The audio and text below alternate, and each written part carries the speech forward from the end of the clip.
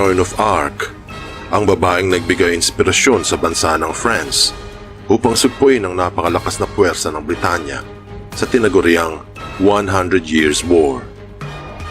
Sa napakabatang edad, nakatanggap di umano ito ng mensahe mula sa langit na pangunahan ang militar sa bansa. Bagamat hindi marunong magsulat o magbasa, ang batang lumaki sa hirap ay ginawang santo matapos itong mapawalang sala laban sa maraming akusasyon.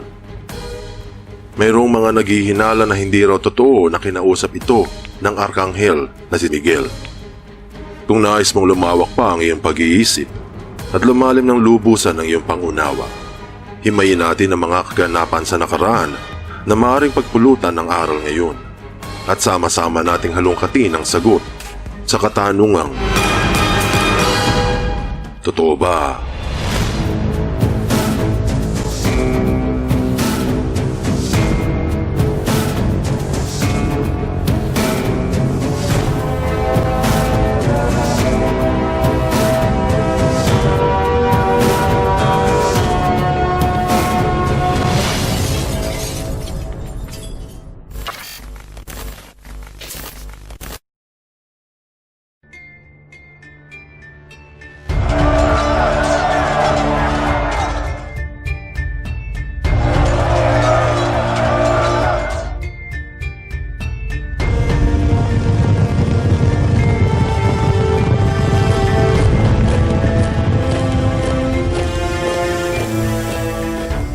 Sino si Joan of Arc? Kinagigiliwan sa buong France bilang isang santo at simbolo ng katapangan para sa mga kababaihan. Isa sa pinakaunang babae sa kasaysayan na nanguna sa digmaan. Ipinanganak noong buwan ng Enero, taong 1412 mula sa isang mahirap na pamilya. Sa magsasakang ama at relihiyosong ina sa nayo ng Domremy sa hilagang silangan ng bansa. Kaila sa marami, na ang tunay nitong pangalan ay hindi Joan of Arc. Siya ay kilala noon bilang Jeanne La Pucelle at bilang Jeanne d'Arc. Hindi sigurado ang nakatalang kasaysayan ni Joan Arc kung ano ang kanyang tunay na apelyido. Noong mga panahong iyon, ang bansang France ay nasa gitna ng digmaan laban sa puwersa ng Britanya sa tinawag na 100 Years' War na nagumpisa noong taong 1337.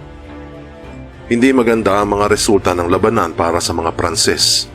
Bukod doon, magulo ang politika sa buong kaharian ni Charles VII at ng karibal nitong mga Burgundians. Bagamat hindi siya ang nakaupong hari ng France dahil sa hawak ng Britanya ang bansa, sino mang magwagi sa 100 Years' War ang magpapasya kung sino talaga ang nararapat na mamuno. Ngunit sa gitna nito, simpleng buhay sa bukid at pagkaabala sa mga gawaing bahay ang pinagtutuon ng pansin ng 13 gulang na si Jeanne La Pucelle. Ngunit isang araw, di inaasang pangyayari ang naganap na magbabago sa landas ng paslit. Ayon sa kwento, nung ito ay nag-iisa sa kanyang gawain, nabighani ito nang narinig ang tinig na tila mula sa langit na nagutos sa kanya na magpatuloy sa pagiging mabuting bata. Mula noon, malimit na itong nakakasaksi ng mga nakamamanghang kaganapan na sinasalaysay nito sa kanyang pamilya.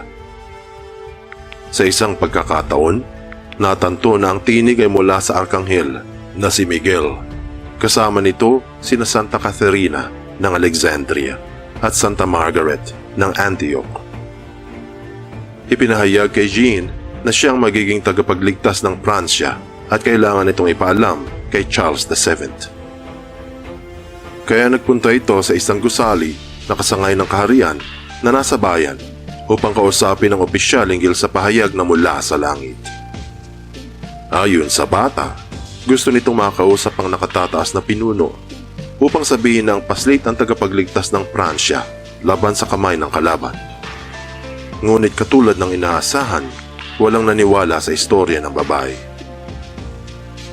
Subalit hindi ito ay kinasira ng kanyang loob, sapagkat sa sumunod na taon, 1428, nang dumami na rin ang mga naniniwala sa kanya, bumalik doon si Jeanne upang makausaping muli ang opisyal.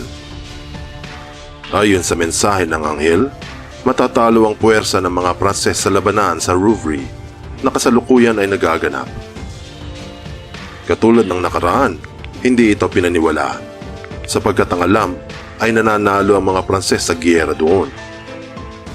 Ngunit nung sumiklab ang balita na natalo ang mga ito sa Rouvray, napag-isipan ng opisyal ang binanggit sa kanya ng batang paslit.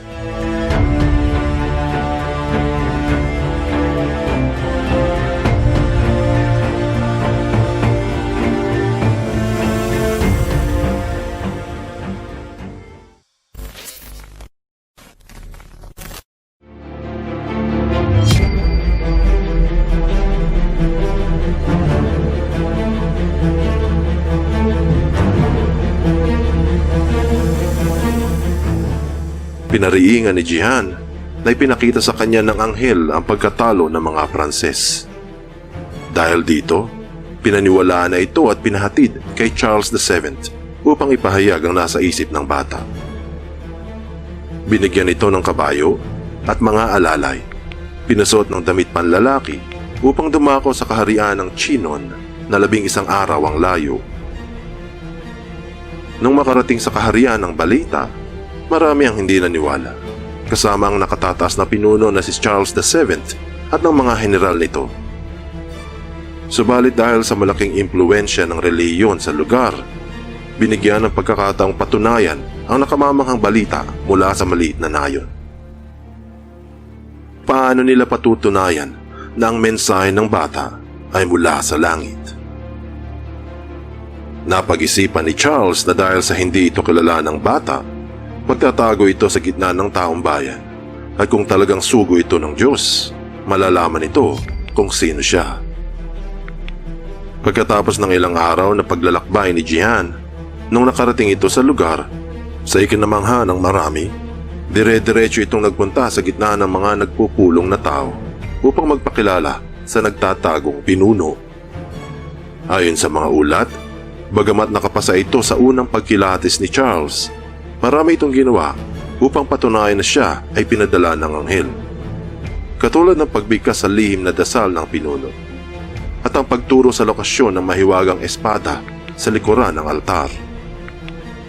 Labag man sa kalooban ng mga general nito, tuloy ang naniwala ang hari sa paslit at pinadala ang bata sa giyera ng Orleans mga taong 1429. Walang alam sa labanan, hindi marunong magbasa o magsulat, pero nakasuot ng damit panglaban, sakay ng puting kabayo, taglayang bandila na bansa, nanguna ito sa digmaan.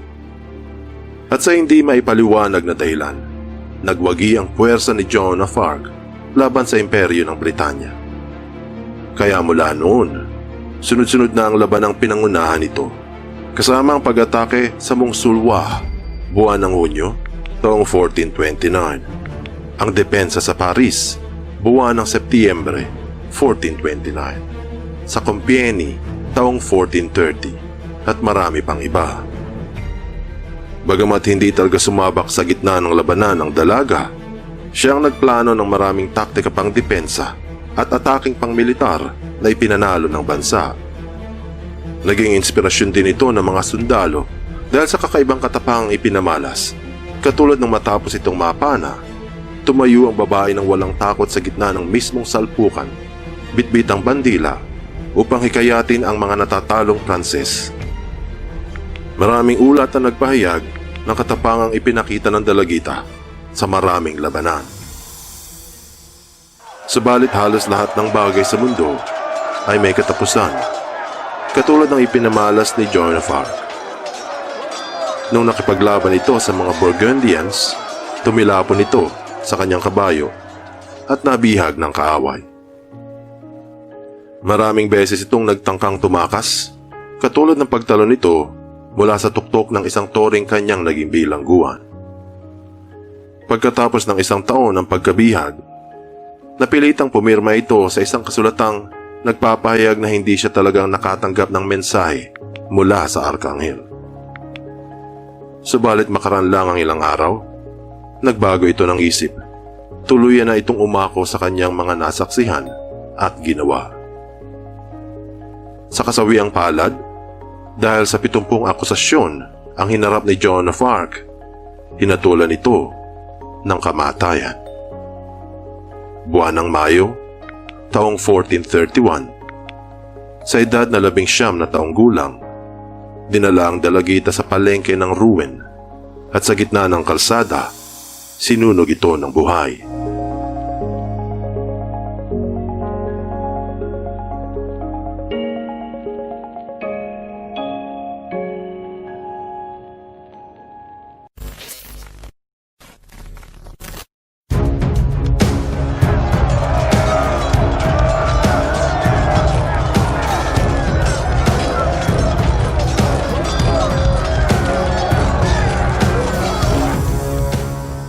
Bagamat ang pagkamatay ni Joan of Arc ay masalimuot, nagtuloy-tuloy ang pagwagi ng Pranses laban sa Imperyong Britanya sa 100 Years' War na natapos noong mga taong 1453. Ang sabi sa The Travel, sobra sa 70 kaso ang hinarap ni Joan of Arc, kasama ang pagnanakaw ng kabayo, pagsuot ng damit panlalaki, at ang pagkontra sa relihiyon noon.